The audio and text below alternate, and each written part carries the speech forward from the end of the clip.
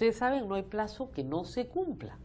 Y el Perú, la República Peruana, cumplirá en 2021, 200 años de independencia de la corona española. El bicentenario ha sido celebrado en otros países de Latinoamérica, ya con éxito. A nosotros nos toca en el final de la cola, en Sudamérica, porque fue justamente, ¿no es cierto?, tardía nuestra independencia al ser los que consolidábamos el poder español. Sin embargo, hay mucha documentación que ya se está discutiendo a nivel académico. Aquí en la Universidad Católica, la semana pasada, hemos tenido un importante congreso de historiadores para hablar justamente de la proyección histórica hacia el Bicentenario. El profesor Charles F. Walker, historiador y docente de la Universidad de California, Davis, ha venido al Perú especialmente para hablar de esto. Él es un peruanista, especialista en Perú, y tiene, por supuesto, varias publicaciones. Gracias por estar con nosotros. No, Mario, muchas gracias por la invitación. Siempre interesado por el fenómeno peruano, desde el libro de los terremotos, luego Tupac Amaru, Sí. este libro que se llama The Lima Reader, que les recomiendo a todos los alumnos, que es la historia de Lima, pero contada por muchísimos protagonistas a lo largo de la historia. Una curiosidad inicial, ¿qué lo mueve desde la visión del académico en Estados Unidos a interesarse por el Perú? Bueno, es por lo personal, sin duda. Yo estuve en intercambio aquí en la Universidad Católica hace muchos años, 79, 80, muchos años, y ahí me gustó mucho el ambiente intelectual, hice muy buenos amigos, y después me casé, mi esposa es peruana, una antropóloga peruana, y con eso... Y, o sea, es parte de lo personal, pero también hay tanto que trabajar, hay tanto interés en la historia que aquí da para muchos proyectos. En el proyecto Tupac Amaru, ¿no es cierto? Usted sabe que los peruanos vivimos justamente de 1968 a 1980 una dictadura militar. Y la primera fase de esa dictadura con el general Velasco buscó una narrativa reivindiconista, utilizando la figura de Tupac Amaru como el salvador de los indios, como una persona de enorme cultura que se rebela contra el poder español, que es finalmente asesinado por los españoles, pero que triunfa, ¿no es cierto? Sí. ¿Esa figura es real o es producto de una narrativa política? Es una producción, o sea, es algo de invención, sin duda. O sea, Velasco enfatizaba que lo que Tupac Amaru comenzó, él iba a terminar. Exacto. Y fue un símbolo perfecto para Velasco, de provincias, indígena. Los grandes artistas de la época lo hicieron muy guapo, o sea, tuvo un simbolismo, o sea, digo invención, pero real, pegó mucho con la gente. Así que creo que fue, yo sostengo que fue una especie de golazo publicitario para Velasco, porque era un héroe de Velasco. Supuestamente Velasco sabía de Tupac Amaru, o sea, no era así nomás al paso. Claro, y el sombrero. El sombrero, que sí. Estuvo por todo el Perú. Un símbolo perfecto, sobre todo en una sociedad analfabeta de una forma, y eso, y el arte mismo es una maravilla de esos años. Exactamente, el graffiti, todo lo que se hizo, el cómic que se hizo para resaltar esta figura. ¿Pero quería Tupac Amaru la independencia del Perú respecto a la corona española? No, no creo, no buscaba esto, él no tenía un programa muy claro, es algo que sostengo en el libro, porque, bueno, primero no había pasado la Revolución Francesa, la americana era reciente, no tenía un modelo exacto. Yo creo que sí fue una ruptura, un gran cambio, mirando hacia atrás, hacia los incas de alguna forma, con algunos temas más modernos, pero no buscaba lo mismo que San Martín, Bolívar, Rivagüero. Ahora, buscaba justicia, en cierto Buscaba modo. justicia social. Quería una corte en el Cusco, que vamos. Sí. 200 años después, parece ser que estamos buscando más o menos lo mismo, ¿no? Sí, está buscando justicia para los quechua-hablantes. Algo que impactante es el gusto, el placer suyo, enfatizar, llegar y hablar todo en quechua, que es realmente revolucionario aquí. O sea, esto fue uno de los grandes cambios que buscaba. Ahora, un quechua que no estaba perdido porque no está perdido hasta hoy. No, para nada. No, para nada. Era esa mayoría, aunque algunos dicen que se recupera mucho quechua en el siglo XIX, pero no. Quechua era el idioma y él hablaba muy bien quechua, también hablaba perfectamente, o sea, tenía muy buen castellano. Claro, entonces, supuestamente algo de latín también. Dicen que algo de latín. En la época en que yo estudiaba en el colegio decían que hablaba francés también. Sí, lo cual hay invenciones. Era un poco mítico, pero el hecho de que los peruanos deseáramos independizarnos de la corona española, ¿nace ahí? ¿Ese es el germen de lo que viene después? Yo creo que sí. Son muchas aspiraciones en estos años. Lo que hemos empatizado en el Congreso tan importante que hicieron Claudia Rosas y Natalia Sobrevilla, es que hay muchas aspiraciones, hay mucha búsqueda. Terminó siendo una república, pero puede ser una monarquía diferente, ruptura con los españoles, es parte de una creatividad. O sea, no hay que, y esto hacen los buenos historiadores, o sea, saben los buenos historiadores, no hay que decir, bueno, este momento no tiene importancia porque no buscaba la independencia. Hay que ver esto. O sea, se habla mucho aquí de Huánuco en 1814. Le dice, bueno, no saben lo que buscaban. Mataron, quemaron haciendas, saquearon. O sea, que hubo una violencia que no entendemos hasta ahora, que no era necesariamente buscando la independencia que llevó unos 7, 8 años Tal vez después. era una rebelión contra la opresión. Sí, más que exactamente, otro. buscando No. justicia, anti-español, pero hay, igual que en Tupac Amaru, esto es del 1814, 1812, Tacna antes, siempre hay tensiones internas, ¿no? Ese es lo que a Flor Galindo llamaba el nudo colonial, o sea, Tupac Amaru buscaba una alianza que incluía sectores medios con los indígenas, casi imposible en la colonia. Casi imposible, Sí, casi sí. imposible, porque era una ciudad muy estamental. Exactamente. Era Sí. imposible, o sea, el mundo de los indios no era el mundo Exacto, de los criollos. comerciantes tenían miedo que se levanten los indígenas decían, estos comerciantes nos van a traicionar, que de alguna forma pasó. Sí, que pasaba regularmente. Exacto, sí. Entonces, la pregunta que uno se hace es, esta independencia, y siempre la hemos hecho desde chicos, ¿los peruanos la querían o les fue dada? Eso, yo creo que es algo intermedio. O sea, en primer lugar, en ninguna parte, ni la Revolución Francesa, ni la haitiana, se levanta todo el pueblo y reclama un día para el siguiente. O sea, es una mezcla increíble.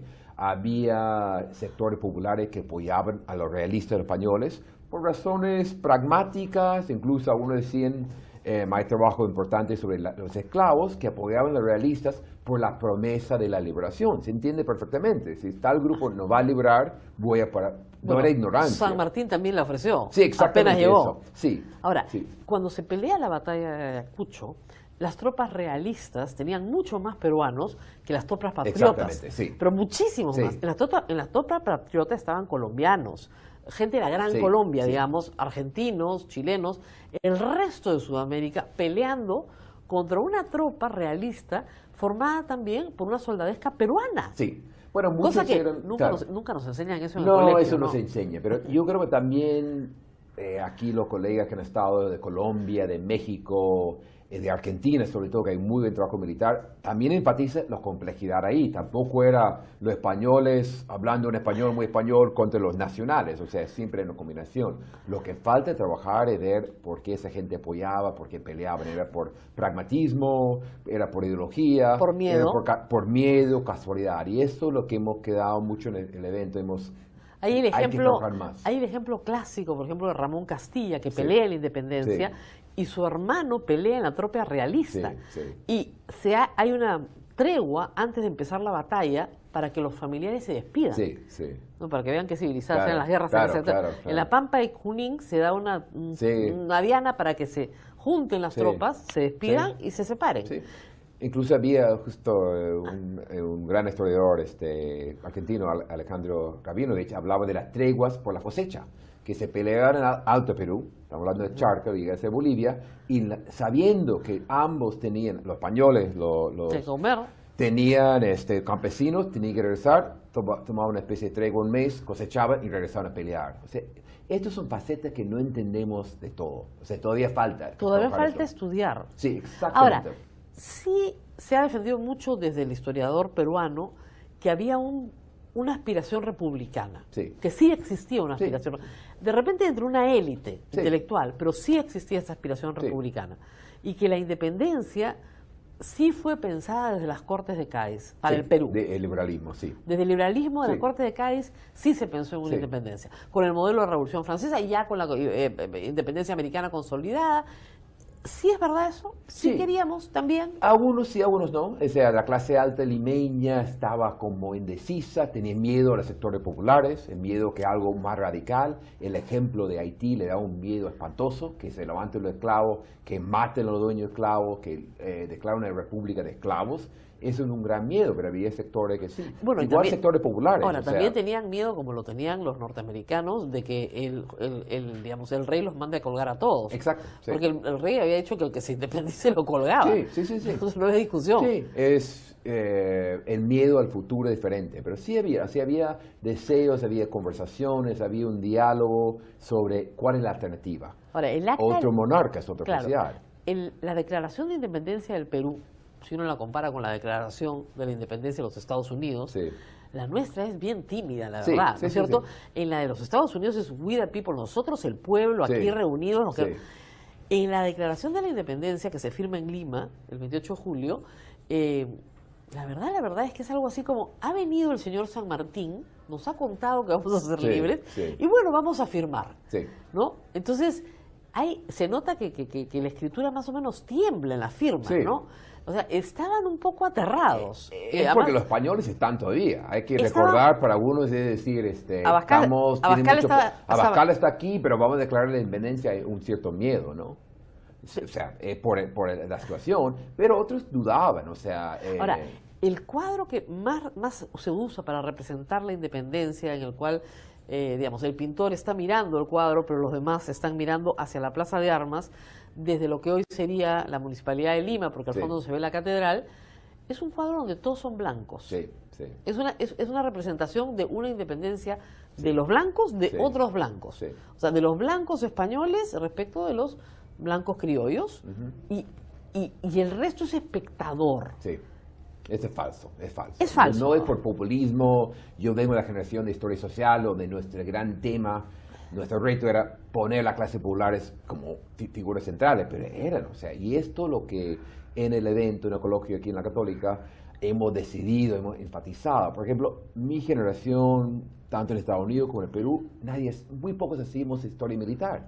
Yo, libre Tupac me di cuenta, hay que entender batallas, columnas, cómo pelearon, por qué, con qué armamento, cómo se vinculaban, el crédito, todos esos aspectos. Eso es lo que hemos enfatizado mucho, volver a estos hechos, cómo es que se peleaban, porque se estudiaba desde la colección documental. Hay muy pocas tesis acá sobre la independencia, sobre todo las acciones bélicas. Hay más sobre el discurso, ideología, los grandes pensadores, pero falta ver cómo se peleaban para entender, estaban interesados, qué buscaban, cómo era el republicanismo en ese entonces. Ahora, yo me acuerdo que por el sesquicentenario se hizo esta enorme colección documental, Sí. gigantesca, que es un Sí. trabajo Sí. enorme, que tiene de todo, Sí. además. Y claro, ahí debe haber documentación sobre la parte militar, porque uno de los temas complicados era habituallamiento, es decir, la logística. Sí, sí, la exactamente, logística. sí. Y eso genera problemas que se proyectan en todo el siglo XIX. O sea, las tropas libertadoras confiscaron todo a su paso Sí, sí. para poder Sí. financiar, Sí. ¿no es cierto?, una tropa que traían desde Sí. otros países. Los españoles finalmente se van, pero había que pagar una deuda Sí, interna en el sí, Perú, sí. que se proyecta hasta la época del guano. Es Sí. decir, se proyecta la independencia y su sentido económico 50 años Sí, después. sí. ¿No es cierto? Y luego tenemos una independencia que no nos da una república, nos da una guerra de caudillos militares durante Sí. también casi 30 Sí, años. sí. En parte porque la deuda, o sea, lo económica promueve lo político lo económico, Así y va es. empeorando de alguna forma. Entonces, Pero estas luchas hay que estudiar con cuidado, porque detrás de los caudillos son movimientos regionales, movimientos étnicos, locales, regionales, o sea, eso es lo que también hay que volver a estudiar más. Pero, Hemos digamos, visto mucho en el El Congreso. primer presidente civil del Perú Sí. tiene que pasar casi 80 años Sí. para que tengamos, no 80, pero sí 70, Sí, para que sí. tengamos un presidente que Sí. no fuera militar, Sí. como resultado de la guerra de la independencia. Sí, sí. Entonces, eso es muy extraño, sobre Claro. todo para constituciones que se adoptan con un modelo muy liberal. Sí. La- Bueno, o sea, muchos eran, o sea, había generales, liberales, lectores, o sea, una parte del problema de la independencia es que queden muchos oficiales, ¿qué hacen? No hay forma de pagar y se quedan en la política, no se van, eso también hemos visto en Argentina. Y se quedan en la política como medio de vida. Claro, exactamente, Porque ya no tiene hay- alternativa. porque ya no hay claro, guerra. claro, exacto, y saben que el papelito de crédito, el bono, no sirve para nada. Y te lo van a pagar Dios sabe cuándo. Exacto, 5%, 2%. Ahora, en la historia de la corrupción en el Perú, ¿no es cierto? Esos bonos de la independencia, bueno, sí. son un gran Sí. capítulo de los consignatarios de los bonos Sí. que finalmente Sí. cobran el triple, el cuádruple o el quíntuple de Claro. lo que realmente pusieron en la batalla, ¿no? Pero en parte la República es nueva, no, o sea, pierde, o sea, los españoles se van. Es curioso, tiene que crear todo de nuevo. O sea, el papel sellado, el ejemplo, usan el mismo papel, nada más tachan Claro, España bueno. y ponen eso, pero también... Hay que entender que, por ejemplo, el Código Civil Sí. no se reforma hasta 1852. Sí, sí. Entonces, las leyes civiles de España siguen vigentes. Claro, sí. 30 años. Sí, sí. Pero los militares en la logística, en la parte económica, eran buenos. O sea, sabían que en la logística se gana la guerra. Eso Así es. Napoleón enseñó a todo. Por eso Así en el es. libro enfatizo el papel de Micaela Bastidas, porque ella se encargaba de logística. No Claro. era un... No era una mujer más. No, para nada. Eso es el argumento casi principal de mi libro. Claro. Pero vemos en la joven república una gran capacidad de crear Estado. O sea, tener cuentas, pagar a tiempo, hasta los uniformes militares son parte fundamental. A través de esto se recrea o se recompone las economías regionales. En Cusco la bayeta es fundamental, por ejemplo. Claro, y comienzan a recomponerse poco a poco Sí, esto. sí. Ahora, 200 años después, ¿qué celebramos? Bueno, se celebra la independencia, ya no ser colonia, y se celebra, yo creo que más se investiga, se piensa, hay que reflexionar más que eso. Yo no soy de celebrar así nomás, o sea, porque eso lleva a, igual en Estados Unidos, que Ajá. chauvinismo, que Perú venció, es esa visión Claro, muy simplista. vencimos a los españoles. Pero sí pensar que logramos, que no logramos, que ese Perú, esto creo que sirve mucho para reflexionar y pensar, no caer en todo era negativo, la independencia concedida, no, hubo un papel importante, pero tampoco inventar un Perú unificado, igualitario, eso tampoco existió, más bien nos da posibilidades de dialogar más. En un país donde necesitamos modelos a seguir, ¿quiénes son los héroes de la independencia? Esa es buena pregunta. Yo creo que muchos de los anónimos, o sea, eso suena a un populismo historiador, pero lo que vemos, por ejemplo, yo estoy trabajando un poco lo de Huánuco, y eran curas, una alianza con una clase media local y un gran ejército regional de campesinos. Esta gente hay que entender y lo han pasado muy mal. O sea, esto sí, esta generación de los diferentes levantamientos, 1808, 1812, 14, Tacna, Huánuco, Cusco, se han olvidado. Merecen ser conocidos como héroes. Claro, una reivindicación. Claro. Y las mujeres que ayudaron a la logística. Exactamente, porque no hay lucha sin mujeres. Las Rabonas, las Montoneras, tienen diferentes nombres. Y sabemos muy poco. La gran frustración de mi libro Tupac Amaru es, yo sabía que en cada columna de los tupamaristas iban mujeres, buscando leña, cocinando, imposible encontrar rastro. O sea, yo he leído literalmente miles de documentos, una que otra mención, que yo tengo que añadir casi, inventar el escenario, el ambiente, para que tenga una presencia, porque no figuran. Los montoneros, los bandoleros, poco más, ¿no? Claro. El acta de la independencia del Perú no la firman mujeres. Sí, eso sí. Por si Tampoco en acaso. Estados Unidos. Yo lo sé, Sí. porque no la firmaban mujeres. Sí. Y lo digo con conocimiento de causa porque tengo 2 antepasados firmando el acta. Ah, bueno, debemos ir. Todos eran hombres. Ya, Ni sí, una sola sí, mujer. Sí. Pero ahí estuvimos, ¿ah? Siempre Sí. estamos. Siempre están. Muchísimas gracias, profesor, De por hablar nada, de estos todo temas bien. tan interesantes. Y bueno, felicitaciones a todo el Departamento de Historia, que ha hecho un magnífico trabajo la semana pasada juntando a tantos Sí. historiadores del mundo para hablar del Bicentenario. Sí, exactamente. Y de lo que fuimos y de lo que somos y lo que podemos Y de ser. toda parte del mundo y de Perú también, porque hay gente de Ayacucho, Cusco, Arequipa, eso da mucha alegría ver esto. Muy bien. Gracias.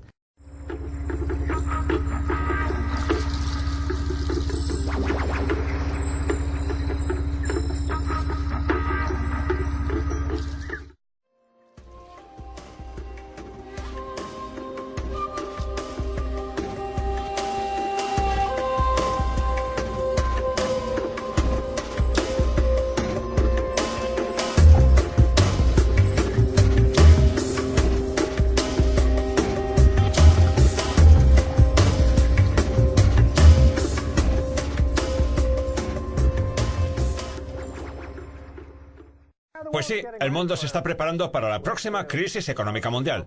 Los tambores redoblan de nuevo. Les hablo de una verdadera masacre a nivel mundial. ¿Va a ser maravilloso? ¿Qué más pasa, Stacy? ¿Estás hablando de una masacre económica o de una extinción masiva? De una masacre financiera, de la segunda temporada de la crisis económica mundial. Viene de camino, está pasando. Una masacre de miles de billones de dólares esfumándose sin dejar rastro en un abrir y cerrar de ojos, justo aquí, en nuestro planeta. De locos. No, la verdad es que no sabemos si la crisis tendrá lugar antes de la extinción masiva de la que también nos han advertido los científicos. ¿Sabes? He tenido una idea de lo que podríamos hacer con los osos polares. Hay como 52 osos polares invadiendo un pueblo de por ahí. He tenido la idea de poner una especie de piscina o parque de focas entre nosotros y el lugar donde estaba el hielo antes de que nos lo cargáramos con el calentamiento global. Ponemos allí unas cuantas focas y dejamos que se vayan. Ah, pues sí. Las focas son simpáticas y masticables. Un parque de focas para osos polares. Me encanta. Es mejor que nos coman a nosotros. Pero en fin, tengo aquí un tuit que trata sobre la crisis económica mundial y el nuevo orden de cosas, o lo que es lo mismo, sobre la causa de esta crisis subyacente que no solo afecta a los mercados financieros, los bancos y el sector monetario, sino que también perjudica al medio ambiente. El tuit de Jeffrey Gundlach dice así: la Reserva Federal está considerando usar la flexibilización cuantitativa de forma regular y no solo en épocas de emergencia o cuando la tasa de interés está próxima a cero. Así que la flexibilización cuantitativa pasará a formar parte de nuestro día a día. Como ya hemos hablado, la flexibilización cuantitativa ha dado lugar al efecto Cantillon. Las personas que tienen más relación con la Reserva Federal, a saber, los banqueros, obtienen dinero al 0% de interés gratuitamente y a veces con intereses negativos y viven a cuerpo de rey en detrimento del resto del mundo. Esas son las consecuencias de este dinero gratuito. Los bancos de la Reserva Federal de todo el mundo están metidos en una oferta inicial de monedas perpetua. Y esas ofertas iniciales de monedas utilizan las divisas fiat, como el dólar. En fin, ya sabes lo que dicen siempre. Una estafa Ponzi no se puede desmontar. Todo esto empezó hace 35 años, en los 70. Por aquel entonces se consideraba que nunca se obtendrían los ingresos fiscales necesarios como para hacer frente a las deudas, de manera que hacía falta un complemento. Necesitamos crear demanda agregada, ¿entiendes? Demanda agregada. Y eso lo hacían emitiendo dinero falso, que sin embargo también tenía intereses. Ahora estamos en el 2019 y se han dado cuenta de que nunca van a dejar de emitir dinero falso porque nunca van a poder pagar la deuda que han contraído al emitirlo. Esa es la causa de que el oro esté poco a poco subiendo posiciones y de que el Bitcoin haya vuelto al mercado al alza. Los activos como el oro y el Bitcoin serán un refugio seguro cuando el Banco Central se haya convertido ya en una completa farsa. Todo esto también pone en contexto la idea de que los que tienen relación con Wall Street son los que se dedican a denunciar en las noticias a Alexandria Ocasio-Cortez y la gente que, como ella, quiere emitir 5 o 10 billones de dólares para destinarlos al nuevo acuerdo ecológico o a los partidarios de la economía monetaria moderna. Este es el equivalente de todo eso. La realidad es que esta gente tan cercana a Wall Street constituye solo el 0.00025% de la población, lo que se traduce en que 400 familias tienen más que 150 millones de estadounidenses. ¿Y qué ocurre? Quieren ser los únicos con derecho a acceder a la máquina del dinero gratis y que nadie más tenga sus mismos privilegios. Así que Ocasio-Cortez quiere un banco de la Reserva Federal que le haga la competencia al que ya tenemos. Un banco ecológico de la Reserva Federal. Y las 400 familias, como si fueran la mafia estadounidense, prefieren quedarse con el banco de la Reserva Federal que tenemos ahora, porque les encanta y les da mucha pasta gratis. Me parece una jugada interesante, aunque ninguna de las opciones vaya a funcionar. En última instancia, el mercado se decantará por el dinero duro. Por eso mismo hay países como Rusia o China que están comprando oro a expuertas, porque se han dado cuenta de que el dólar está ya en las últimas y que le falta poco para venirse abajo.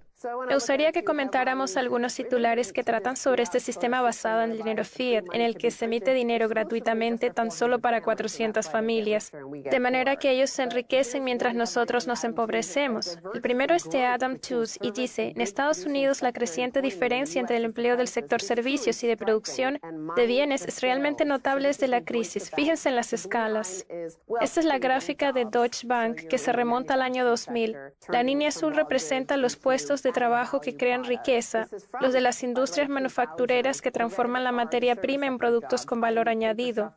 La línea roja representa los puestos de trabajo del sector servicios, o lo que es lo mismo, administrativos, burócratas, comercios minoristas, los que trabajan como camilleros en el hospital, ese tipo de cosas.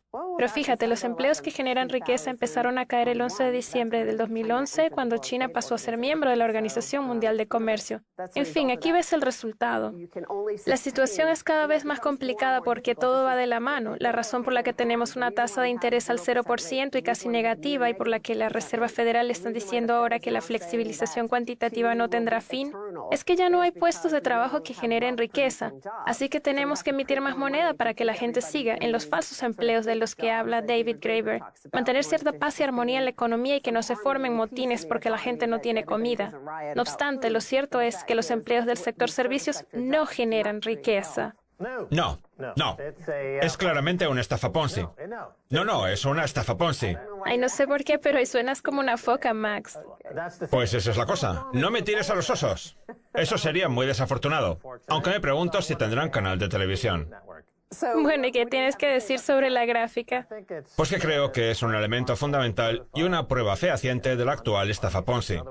En otras palabras, que nunca va a haber el capital necesario para crear nuevos empleos de verdad y del sector de producción. Eso ya no existe, porque el dinero va a parar a los pocos que están en la base de la pirámide de la estafa Ponzi. Ya no hay inversiones en bienes de capital. Ahora recompran acciones, financiarizan, mercantilizan, tienen auténticos ejércitos de abogados que pertenecen, por cierto, al sector servicios, y se demandan y pleitean entre ellos. No les interesa crear puestos de trabajo para la clase media. Me temo que la clase media va a extinguirse, al igual que los osos polares. Pero en lugar de tirarles focas, les tiran dinero fiat. Dinero fiat a modo de focas para evitar que los demagogos... A ver, madre mía, es que no me puedo creer que se hable tanto de guillotinas durante estos últimos días. Las mencionan en Fox News y en la BBC y dicen que todo el mundo tiene miedo de que saque la guillotina, que la élite tiene miedo. Pero ya lo dijimos hace un par de años. La última guillotina se subastó en Francia hace 3 años por 2.000 euros. 2.000 euros. Menuda ganga. Estuve a punto de comprarla y ponerla de centro de mesa. Como si se tratara de un florero. Nosotros en septiembre cumpliremos 10 años de programa, 10 años en los que hemos dicho repetidas veces que el oro y el Bitcoin son opciones mucho más agradables que la guillotina. Si observamos el titular que habla de que la flexibilización cuantitativa va a eternizarse, y luego miramos el hecho de que nuestro futuro no es más que un empleo en el comercio minorista, uno llega a la conclusión de que debería estar acumulando oro y bitcoins. Y eso es precisamente lo que están haciendo otras naciones como Rusia, China, Kazajistán, Turquía o Hungría. Lo que dijo Hungría cuando empezó a almacenar oro el año pasado es que el oro no tiene riesgo de contrapartida. Wall Street es el riesgo de contrapartida actual de cualquiera de las deudas que estamos almacenando para consumir. Wall Street es ese riesgo, y si lo que van a hacer es salir corriendo con el botín y esconderse en algún lugar del Polo Norte con los osos, pues... Bueno, la crisis económica mundial ha vuelto. Se ha puesto en marcha de nuevo y tiene pinta de que va a ser brutal. Vamos por la segunda temporada. La primera nos costó 17 billones de dólares y esta, pues nos costará alrededor de 170 billones. Está ya todo emitido en moneda. Los precios en dólares se dispararán, así como el precio del oro, y el Bitcoin alcanzará máximos históricos. La gente llorará y ya no quedará otra cosa que no sea eso, las lágrimas. Y ya está, así está la cosa. En fin, eso ocurrirá cuando la élite salga corriendo con el dinero procedente de la flexibilización cuantitativa, emitido expresamente para esas 400 familias, cuyo patrimonio ya se sabe que supera el de 150 millones de estadounidenses. He visto este tuit de un tipo de BuzzFeed, David Mack, que dice lo siguiente: hoy he ido a la penitenciaría de Eastern State en Filadelfia y este gráfico me dejó de piedra. Se trata del número de presidiarios de Estados Unidos. El gráfico pertenece a un museo de las prisiones de Estados Unidos y, como podemos ver, lo de arriba representa los años 70, cuando abandonamos la norma del oro, y lo de abajo es la actualidad. Debido a la flexibilización cuantitativa y la emisión de dinero gratuito, podemos meter en la cárcel a un gran porcentaje de la población sin ningún tipo de límite. Y esa fue mi respuesta. Eso solo es posible en el sistema fiat que establecimos a finales de 1971. Si aún siguiera vigente la norma del oro, sería imposible afrontar el costo real de encarcelar a millones de personas. Los presos han pasado a formar parte de una estafa Ponzi que desvía la riqueza a las élites. Y ahora estamos a punto de que la estafa Ponzi nos explote en la cara.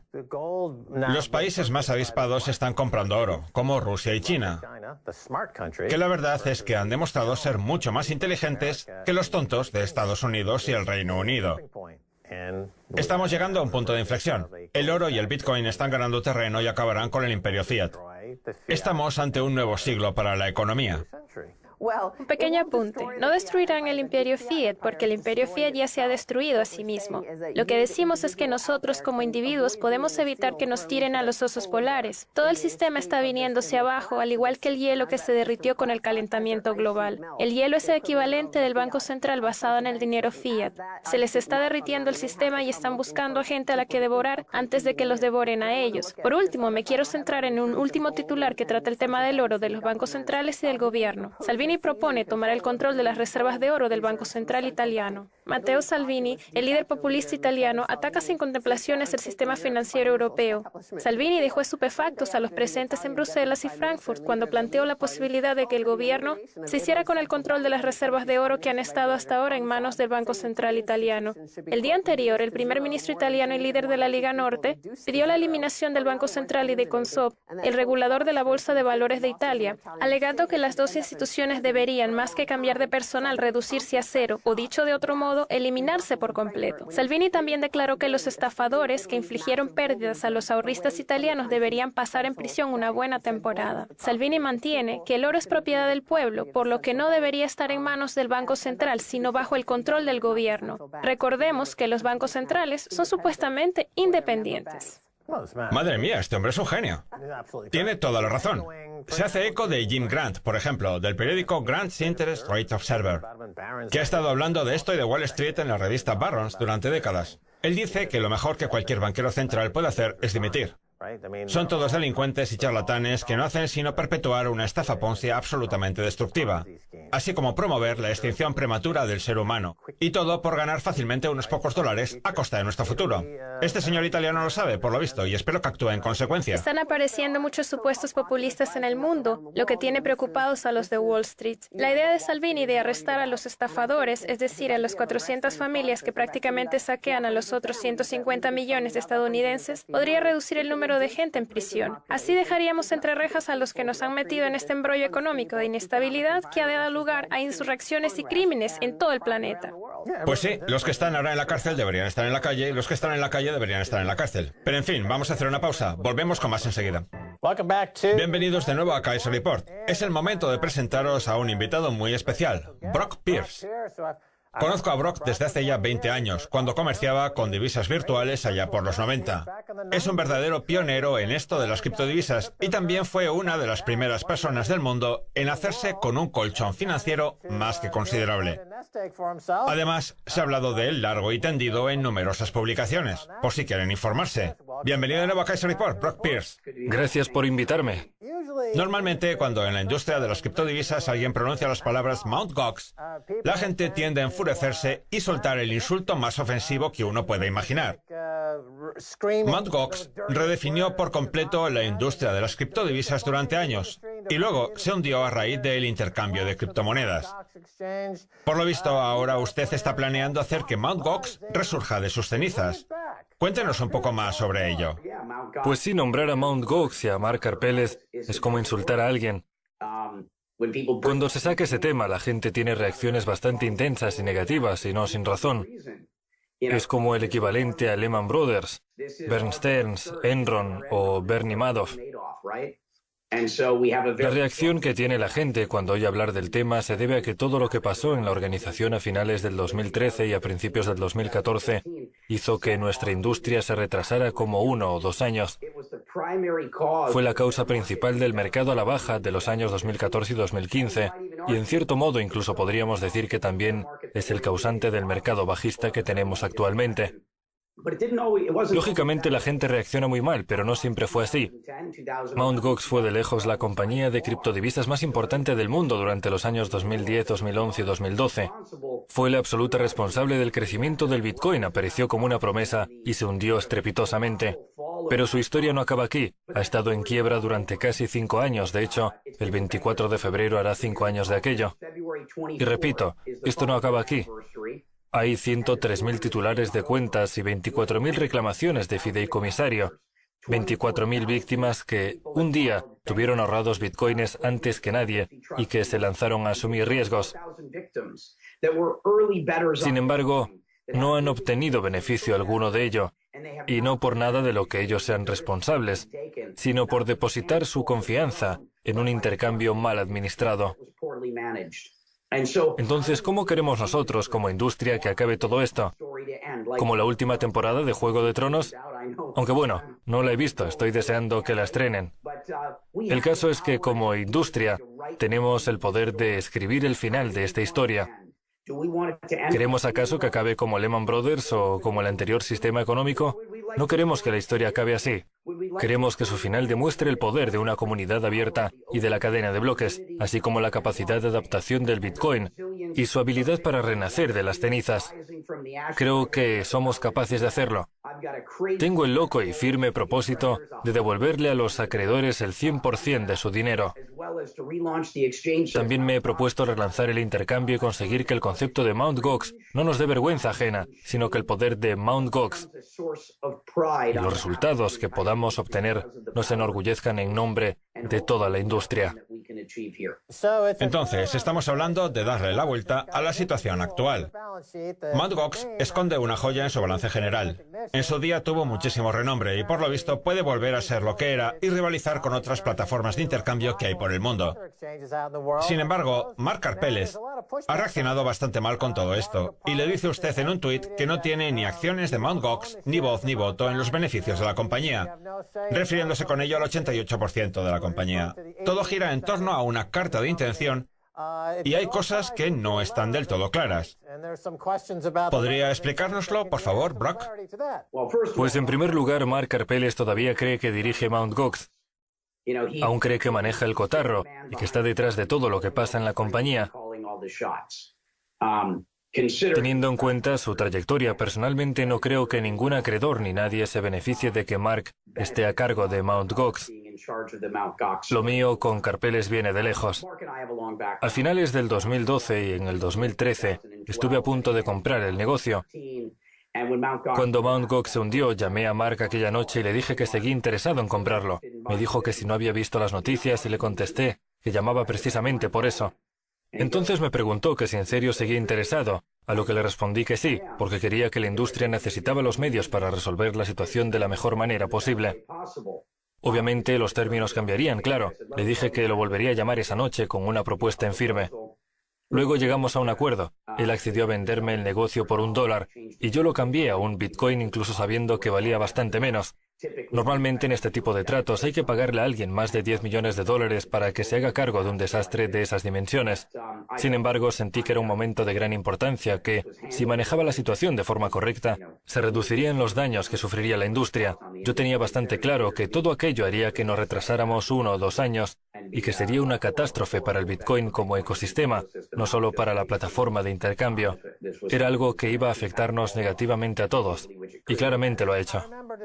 Me acuerdo perfectamente de que hace unos años me dijo que iba a comprar Mt. Gox y que tenía algo planeado. Así que puedo decir que fui testigo de todo lo que está usted comentando ahora mismo. Entiendo, por otra parte, que intentar rehabilitar la compañía en la industria va a ser un esfuerzo titánico. Y hablando de rehabilitación y del plan al que llaman rehabilitación civil de Mt. Gox, un especialista de WISEC, que está metido en el caso de Mt. Gox y le sigue la pista al Bitcoin, dice que su plan ya forma parte del proceso de rehabilitación civil en Japón. De manera que, teniendo en cuenta el plan de acciones establecido para el relanzamiento de la plataforma de intercambio, en principio debería usted esperar a que acabara el proceso. ¿Qué responde a ello? Ese es Kim, el jefe de Mark Karpelès. Es el director de tecnología de Mark, así que, en fin, son compañeros y lo que citas no es más que Mark hablando a través de él. Y bueno, Mark y su compañero Kim tienen su propia opinión. Les encantaría tener Mt. Gox bajo su control y, de hecho, creen que siguen al cargo y que dirigen el fideicomisario. Sinceramente dudo mucho que el fideicomisario confíe en Mark Karpelès y en Kim para tomar decisiones. Pero bueno, lo más importante es saber que realmente no importa quién esté al mando de Mt. Gox mientras que los acreedores tengan su dinero en metálico y sus bitcoins de vuelta. El fideicomisario dijo que el accionista, entre comillas, tendría derecho a acceder a todos los fondos excedentarios. Hubo un momento en el que eso eran miles de millones de dólares. pero hoy en día está en torno a los 700 millones de dólares. Lo único que quiero es asegurarme de que los acreedores reciben ese dinero y que Mark Karpeles no se queda con nada. La única razón por la que Mark Karpeles debería preocuparse por quién dirige Mt. Gox es la de saber quién será el destinatario potencial de esos potenciales fondos excedentarios. Y en la rehabilitación civil, si nos ceñimos al plan como todo el mundo creo que quiere, al menos yo y todos los acreedores con los que he hablado, se les devuelve todo el dinero a los acreedores. En un contexto como ese, las acciones no brindan beneficio alguno, por eso lucho. Quiero que de las acciones no se obtenga absolutamente nada. Lo único que me lleva a hacer esto es mi propósito de que Mark Karpeles no se lleve nada en su beneficio, porque no creo que deba hacerse con un solo dólar. De esos 700 millones, ya ha hecho demasiado daño y ha hecho que las víctimas de sus actos estén en la situación en la que se encuentran hoy. Además, tenemos que prestar atención al hecho de que han estado robando los bitcoins de Mt. Gox durante 2 años y en ese tiempo a Mark Karpeles ni se le pasó por la cabeza revisar el almacenamiento en frío o los monederos o simplemente asegurarse de que nadie estaba robando nada. No es como si se hubiera levantado un día y hubiera descubierto que lo habían saqueado durante la noche. Lo grave es que estuvieron literalmente 2 años robando en Mt. Gox y que Mark Karpeles no se preocupó de comprobar nada ni una sola vez. Eso es negligencia y administración criminal. Ha estado en la cárcel por eso y probablemente vuelva. En esto es en lo que esta historia se asemeja a Juego de Tronos.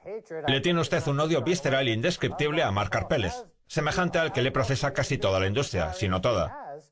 Ese tipo es un auténtico villano de película, así que para asegurarse de que Karpeles no obtiene ningún beneficio, quiere asegurarse de que todos los acreedores tienen todo su dinero de vuelta hasta cierto punto en lugar de las acciones. Porque el hecho es que las acciones ni siquiera cuentan aquí. Quiero 0 beneficios, así que por eso no me importa quién tenga las acciones.